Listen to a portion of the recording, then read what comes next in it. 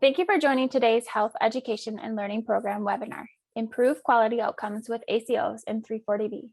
By attending this webinar, participants will be able to learn hidden opportunities in the 340B program with ACO participants, review how to implement audit-ready strategies for improving claims capture, and understand how to use 340B net discounts to expand your primary care service. I would like to welcome our speaker, Patty Schneider, the Vice President of Business Development at Caravan Health. So I'm an East Coast girl, right? Grew up in Maryland, but I've been in Nebraska, and I mean the heart of Nebraska, since the early 90s. And I love rural health. I live in a town of 160 people, so you can't get much more rural than that. And my career from a healthcare standpoint, whether it be in more clinical roles or in business development or sales roles, has been covering rural health providers. And that's hospital systems, it's long-term care, it was rural health clinics, disproportionate share hospitals. It's been across the gamut. And I jokingly always say to folks that I've pretty much had the corn and cow region. And I do not say that to be negative, but that's what I see on my, rides across the country. So I just wanted to share a little bit of that about myself. Also, I think it's important to know, I came to Caravan Health because I loved what they were doing in the standpoint of combining ACOs and 340B. It was such a unique model that they had, and I had been working for a TPA prior, so a third-party administrator in 340B. And I just said, I've got to go to Caravan. I love what they're doing. I think there's a big win for the ACO and for 340B, and mainly for the covered entities and the patients that you all serve. So just kind of wanted to provide a little bit additional context. Let me jump into my next slide, which apparently is not working. Hang on a second. See if I can jump. Can you see the next slide? Yep. Okay, sorry, had a little technical difficulty there. So Signify and Caravan Health. So I talk about Caravan Health, but it is important to share with you all that just this year in 2022, a company called Signify Health acquired Caravan Health. It has been a great combination of companies. So our combined technology and analytics and management expertise in value-based payment models really is designed to accelerate the transition of the U.S. healthcare system from a fee-for-service model to what is always referred to, and we'll talk about a little bit more value-based care. The companies combined together have created to date the most prominent value-based care enablement company that's in existence today. And we have about $10 billion in at-risk spend under our management. Over 200, it'll be 300 coming into next year, provider organizations in our ACO. We have 6 current collaborative ACOs. We'll talk a little bit more about what that looks like. And then the largest value-based contracted network in the country. So I'm super excited about the merger of these two companies in current state, and then where we're going to go from here as well. So for purposes of our visit today, I don't want to be too elementary, but I do think we need to talk about, an explanation of what is an accountable care organization. And then we'll talk about a little bit about what is 340B, since we're bringing them together. So what is an accountable care organization? Well, it's a group of physicians and other healthcare providers, could be a hospital, that take responsibility for the care and cost of delivering care to a defined population of patients. So the ACO and then the covered entity, whether it be the hospital or the physician group, they're going to be rewarded for outcomes that patients care about, and they're going to manage that total cost of care so it aligns a financial and clinical interest. So that we talk about these 4 kind of concepts in the ACO model. One of them is attribution. So patients are assigned to an ACO based on the plurality of primary care services. So if you are providing the primary care services to a patient, then they can be attributed to your facility. And that's kind of the way that the ACO model works in general.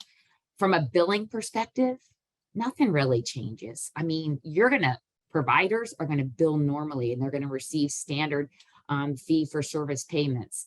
I'll be frank with you, I go to a lot of conferences and talk to a lot of folks, and most of the time, people don't even know they're in an ACO because they're already doing the work, and they're consistently doing the work. So from that standpoint of like billing, nothing, kind of comes up that flags that they need to do something different necessarily. Reconciliation. So CMS, so Center for Medicaid and Medicare Services, is going to compare your quality, performance, and total costs of care for that assigned and attributed group of patients. And then in the end, we talk about shared savings, and that's going to be achieved based on a variance of expenditures from a benchmark. We always refer to it a lot of times as regional efficiency, and then quality performance. One thing that Caravan really prides itself on as a company, though, is when we talk about ACOs and we talk about collaborative ACOs, it doesn't take away the flavor of your covered entity and that local control that happens. You might be in an ACO, but we still try to prioritize the things that are important to your community within that ACO model. Now, I'm going to just pause for a second because I think it's important to share when we talk about accountable care and we talk about value-based care, why does it matter? Well, one of the reasons it matters and that we talk about it a lot is because CMS has a strategy, and they expect that all traditional Medicare A and B beneficiaries are going to be treated by a provider in value-based care model by 2030. So keep that in mind. If you have a chance, I would encourage you, and you certainly can email me or call at the end. There was an article in the New England Journal of Medicine, July 14, 2020. It was a perspective, so a couple pages, called Expanding Accountable Care's Reach Among Medicare Beneficiaries. One of the authors of that perspective was Liz Fowler, who is the Deputy Administrator and Director of CMS's Center for Medicare and Medicaid Innovation. I would, if you haven't, like I said, I would just encourage you to read it because I really think it paints the flavor for what CMS is doing, and not just for Medicare, but Medicaid is likely to follow suit with some of these initiatives that they're putting in place. So from an ACO perspective, it's always going to be about putting patient care first. So an ACO, and we live in the Medicare Shared Savings Program ACO space, is going to be providing a greater view of patient utilization and cost information. So both of those things combined are going to provide additional dollars that can be used to expand other primary care and care coordination services. Safety net hospitals, we know, I see it every day, they're supporting communities and they're saving lives. We can just look to everything that happened over the last couple of years with COVID and how strained financially were, but everybody just stepped up to the plate. But it's really keeping things vibrant and staying financially healthy. And that's, I know, that the top of everybody's mind in a rural health space. If you put patients first, then providers can be certain that also those external prescriptions and procedures performed or on their patients are known and considered in that plan of care. And some of the data I'll show you later, at least from a 340B perspective, will provide you some real-time kind of look into how we're doing that. Hospitals and physicians are going to work together. We don't want this to be about, physician groups versus hospital groups. We want to break down those silos so that physicians can provide, get the support they need and provide the care that they need for the patients. This slide is actually not my favorite, I'll be honest with you, but I think it's important, again, to address what is happening in the market. So there is advanced alternative payment models. And so this graph is showing the percent increase in physician fee schedules based on payment rates compared to 2017 payment rates under current law. I'm going to simplify this. And what I'm going to tell you is before 2026, so before that, we're talking about MIPS. In 2025 into 2026, they're moving to this incentivizing for the advanced alternative payment models. If you're in an advanced payment model, then you're talking about that green kind of line going up at that 0.75 update per year. If you're not in an alternative payment model, then you can see that red line down there. What I will share with you, we don't know what's going to happen, but there is a bill in Congress right now that is focused kind of on that MIPS payment, because this is really what that's related to, that is indicating that there could be a possibility that they're going to extend the MIPS 5% payment. We don't know. We keep hoping every day that we'll hear more news, but just knowing this moving forward, that this is one of the areas that provider groups are going to have to know is going to be changing or could potentially be changing. So there is a lot of, I guess, contrary narratives. We even have that on the slide here about whether or not being in value-based care works for health systems. A lot of folks think about value-based care as being maybe physicians in ACOs, and it certainly could be. But what we know and we've seen from our client perspective is that health systems have succeeded in value-based care and in the Medicare shared savings programs in particular. So we have about 17 out of 30 of the top Medicare shared saving program ACOs that were hospital affiliates. Predominantly the groups that I work with every day are maybe a critical access hospital that owns multiple clinics. It might be a dish hospital that also has provider-based clinics associated with it. They're not pitted against each other. They're really working together for the benefit of their patients. We do know that failure to develop a population health strategy is considered a risk for health systems. And some of that I touched on earlier when I talked about, what CMS's initiative is from a goal perspective in bringing Medicare beneficiaries in. So it's definitely something that we don't want to, like I said, ever say that health systems shouldn't be in ACOs. That's certainly not our experience. Hospitals, provider groups, all working together form the bulk of our ACOs. And like I said, we have 300 plus health systems, 44 states and Guam included. So if you look at what it means to manage population health, I kind of like to start with a little bit what it's not. Some people think it's a loss center or some marketing fluff, and you just put it out there because it looks good on your website. And that's not the case. That's not going to work. It's also not a spend now for any kind of uncertain payoff for later. I don't know if that works well in business or even in life in general. And it is definitely not a threat to hospital sustainability. What it is, though, is population health is proving to be better for patient care. We have seen throughout our years in being in collaborative ACOs that it is producing reliable income from population health revenue.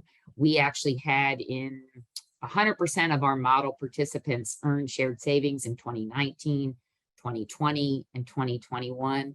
And we've actually saved Medicare $1 billion, and I think a little bit more than that to date. But we've also provided back $235 million in shared savings, which is actually that bucket on the end there. But we also look at increasing this access to 340B discounts. That will be several slides later, very unique to our model.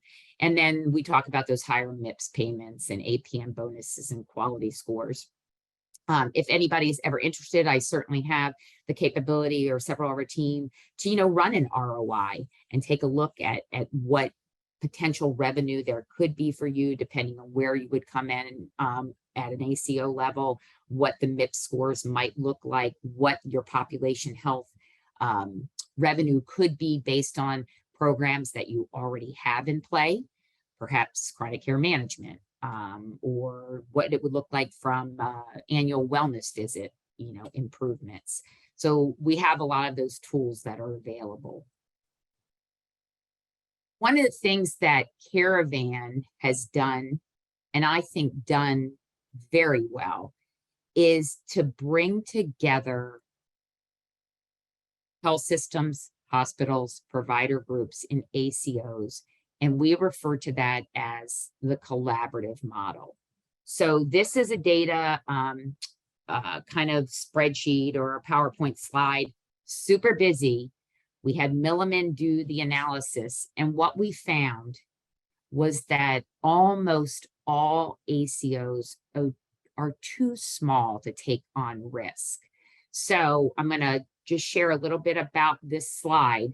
If you look on the left axis, you see a 30% shared savings increase at the top of the screen, and then a minus 30% at the bottom.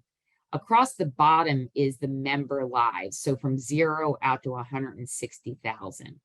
And then all of these dots on this slide are demonstrating ACOs. So you can see over toward the left here, the lower number of member lives, there's a lot more noise and a lot more variation in savings and losses. As you move along out to the right, you can see that that variation diminishes. So Caravan Health has brought health systems, hospitals together to bring the member lives to 100,000 plus, because we know if we can get 100,000 members in the collaborative ACO, that variation, like I said, of savings and loss diminishes. And it really is about mitigating risk and increasing savings. We talked to a lot of folks that were over here to the left, and we're having great variances. 1 year, they had incredible savings, and then they might have 5,000 members. Then the next year, they were losses. And they're like, we're doing the same work. What's going on? How can that be?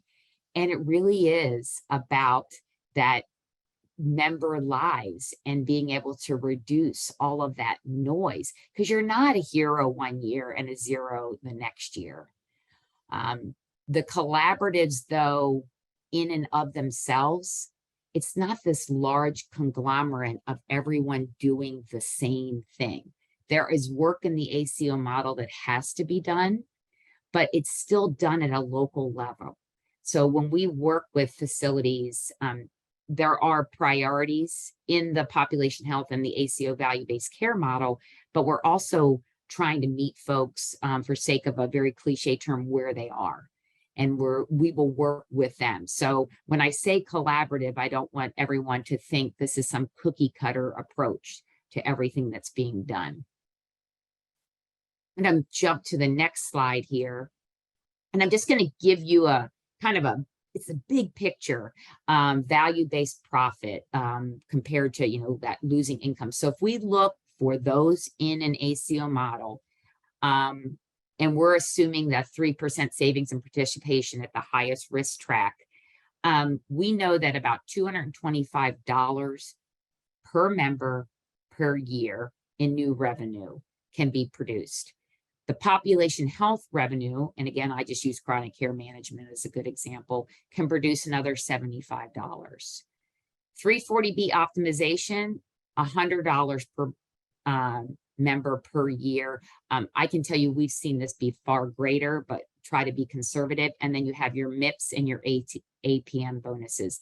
If you were just to look at this model, that's about $450 per member per year in new revenue.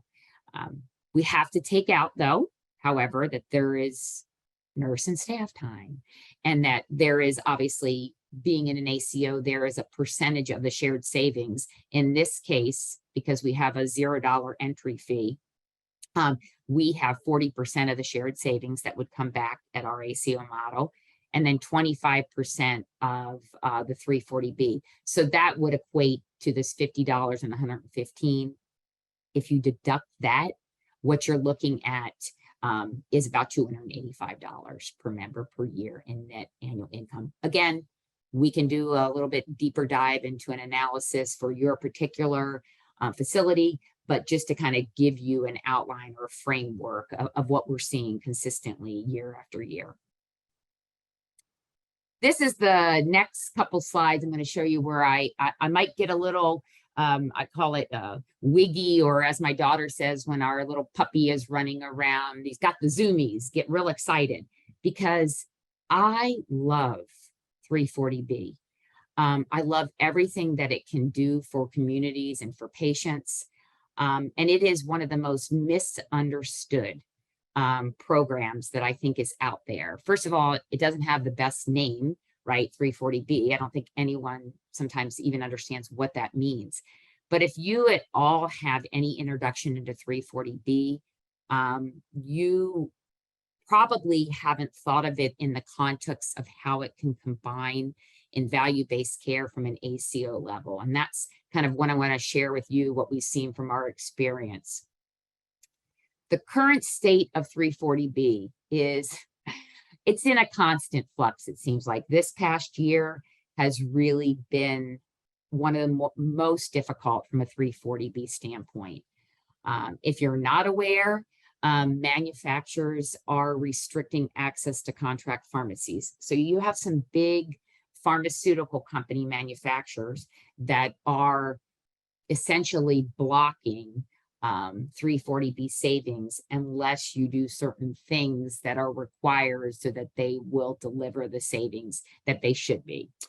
I'm not here to stand on the soapbox about who should be doing what. I'm just here to tell you it is a little bit messy, but I wouldn't shy away from the program because there's still a lot of savings that can be brought back to your entity that then can be used on the ACO side of your business. So you have a couple ways that we look at this, and one of them may be missing on this slide. So you have options to replace the lost funding that's already happening in your facility.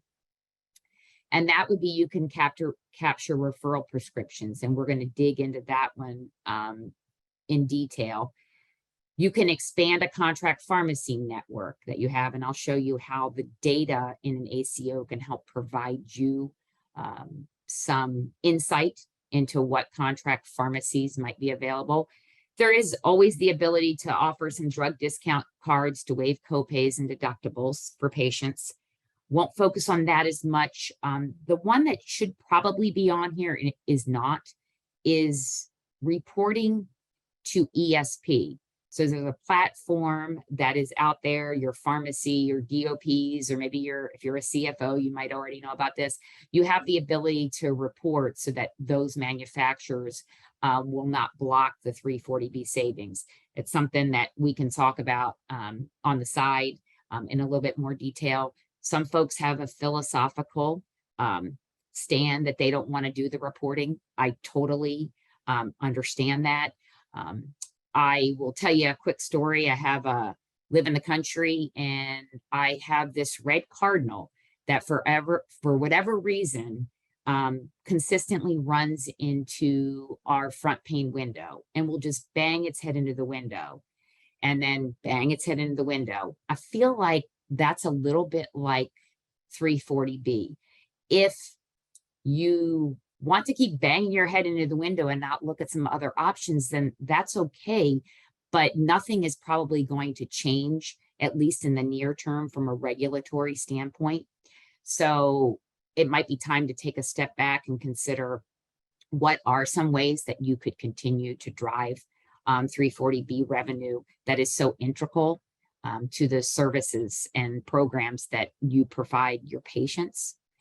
The ACO model on this slide is really talking about that. So if you can improve your contract pharmacy capture, it will give you insight into unregistered pharmacies that have high potential.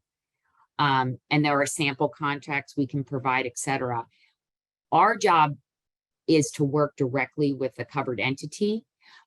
We are not a TPA. I always like to say we are TPA agnostic. We'll work with any TPA. We're also not TPA stupid. We do have some that are just frankly easier to work with and want to work with us for the betterment of their client or shared client. So we have seen a lot of ability, and I have a data chart I'll show you that demonstrates this better, where you can actually improve your contract pharmacy capture, and they'll drive more savings.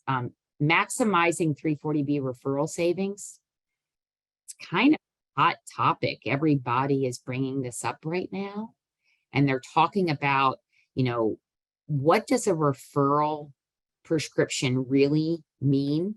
And can I actually capture an external prescription back to my facility that can be used for 340B savings? And again, I'll show you how that is possible. And we know it's about at least a 30 to 40% rate that is doable in. I do think it's a good time here, just for sake of stage setting, because I'm going to talk about referrals, is if you look at the HRSA guidelines for what is considered a referral, there's just a couple things that are listed. So I'm going to read those verbatim. So the covered entity must remain responsible for the care of the patient. So kind of think back to even that description from an ACO. Are you providing the plurality of care? So that's number one. There must be an order for the referral in the covered entity's own medical record. So you have to have that in there for the patient. There must be a summary of the referral provider's care maintained in the covered entity's medical record for the patient. And that summary really should include any prescriptions provided to the patient, which will allow for auditing. The referral provider or the specialist does not need to necessarily be a member of the covered entity. And when I say covered entity, hospital, clinic, medical staff, if all the criteria are met. And I'll break that down a little bit on some data that I show you. So when we did an analysis, it was amazing. We couldn't even believe when we looked at all of the clients that we're servicing on the ACO side of the business. And we said, oh, okay, they're probably getting pretty good rates of capture. We found that actually they were missing about a third of potential eligible prescriptions for 340B. Some of the prescriptions are just not going to be eligible. So we see here about 27% for a variety of reasons.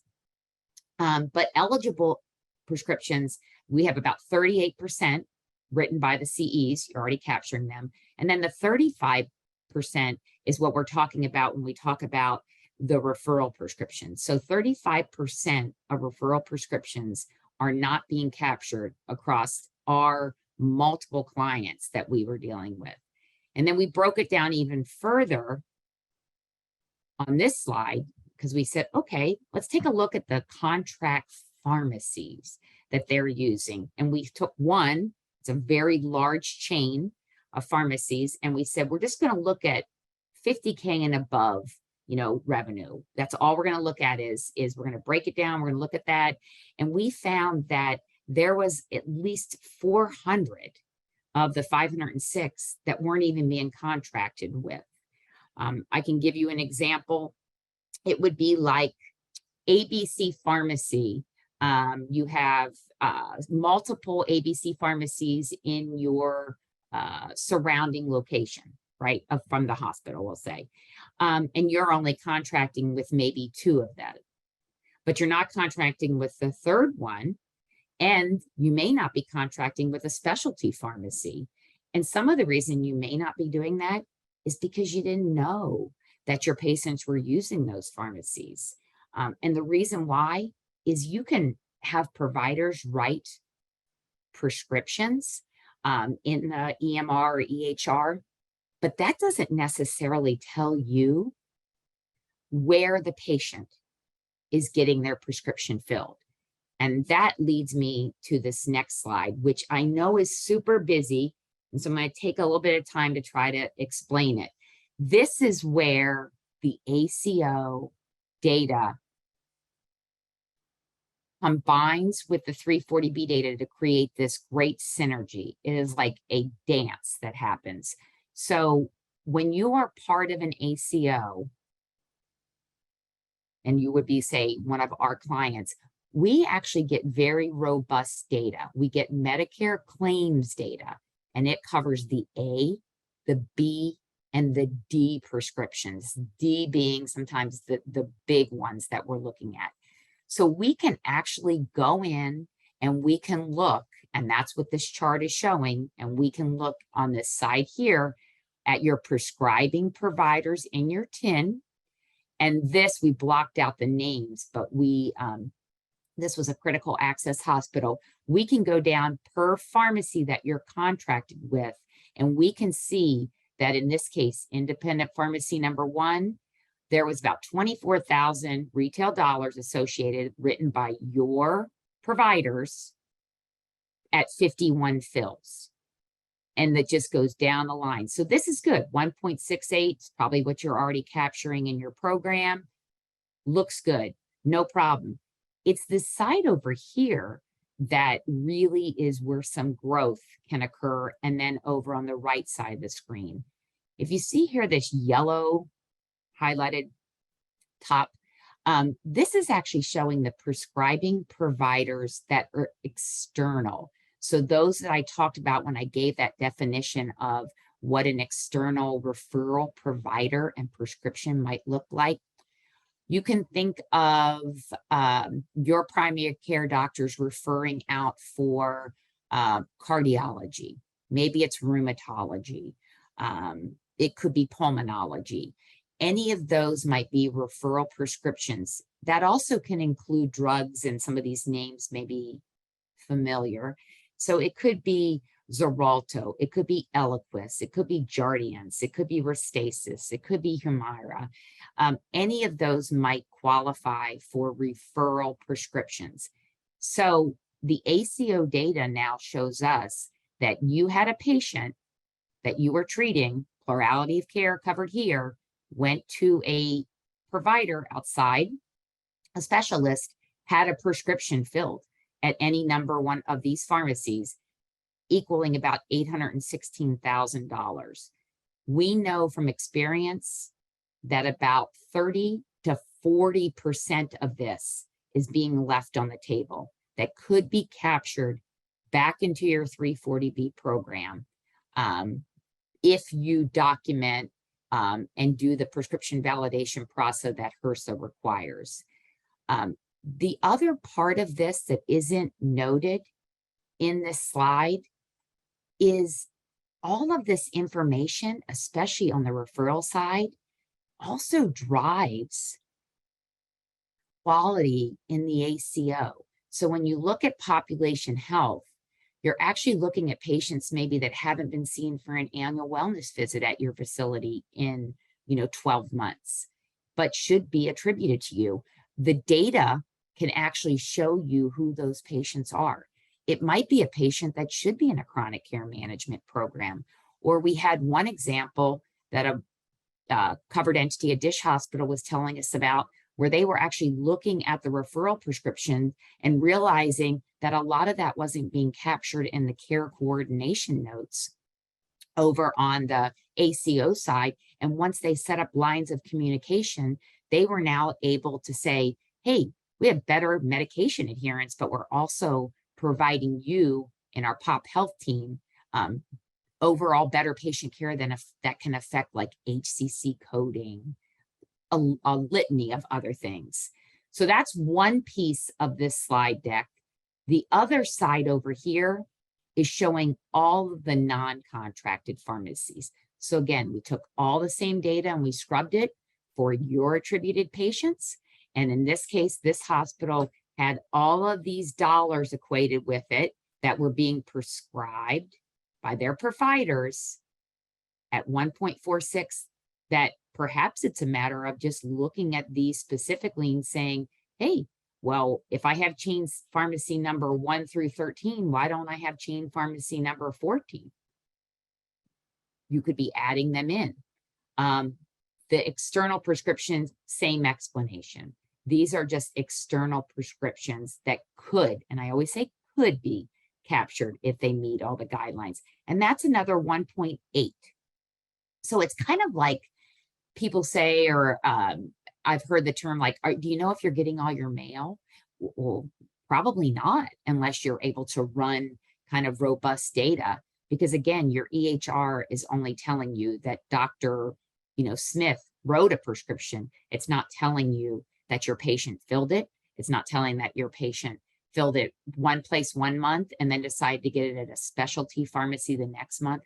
None of that's going to be provided unless you're running kind of these opportunity reports and then looking at that.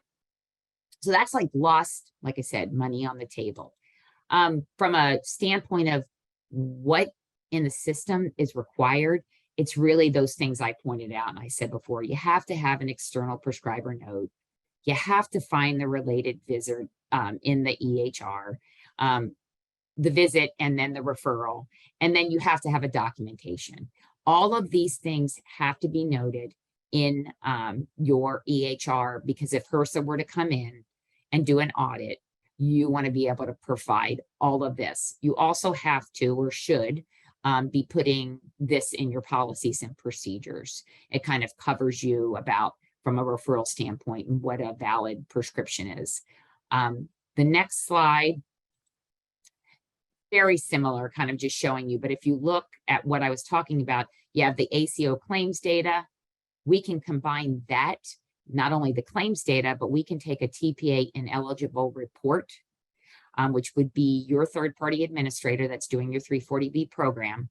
We can look at their fallout queue and determine if there's prescriptions that might exist there that could also be captured.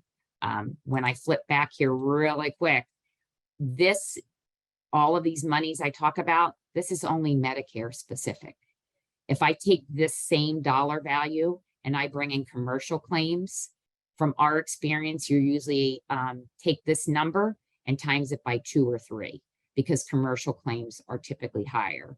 And then we can also, kind of look at those claims. So that's when on this slide, it's telling you that's what the TPA ineligible report is. And then we're helping you, we have boots on the ground support, helping you identify the referral claim. You still have oversight. You're still validating whether you think this is a valid referral claim. It does get sent back to the third-party administrator. They're going to process the claim, and then that 340B dollar can be brought back into your facility. So that's kind of very quick. I know I talked fast. I tried to slow down my East Coast, but in a nutshell, that's what I wanted to share with you today. I'm open. Obviously, we have several minutes, open to some questions, always open to meeting with people individually and talking through this, because each facility is a little bit different, how they're structured. And I do recognize that we are just talking kind of more on a global platform for the sake of this webinar. So thank you very much, and I'll pause for now. Thanks, Patty. We did have one question in the chat box from Tom. And as you were speaking, you were using the word referral. And can you please share what you mean by referral in this context? So a referral is, and there's really two things you could say. So I'll go back to that description. You have a primary care physician, and they perhaps are sending someone out to see a specialty. So it could be rheumatology. It could be, like I said, pulmonology. So you're sending them out to a provider. So you're referring the patient out. Then that provider, that referral physician, may be writing a prescription that then we refer to as the referral prescription that could be tied back to your facility covered entity. Hopefully that's answering that question. It does. Thanks. You bet.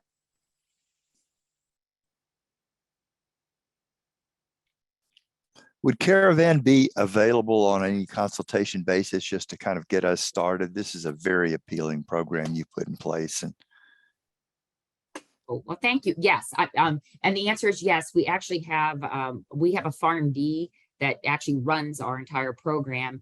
And in fact, we have done some management services agreements with folks just to do some analysis and kind of put them in the right place. And they're not even in our ACO. You don't have to be in our ACO to participate. We're just trying to, like I said, help everybody. And then if the ACO conversation comes up later, so be it.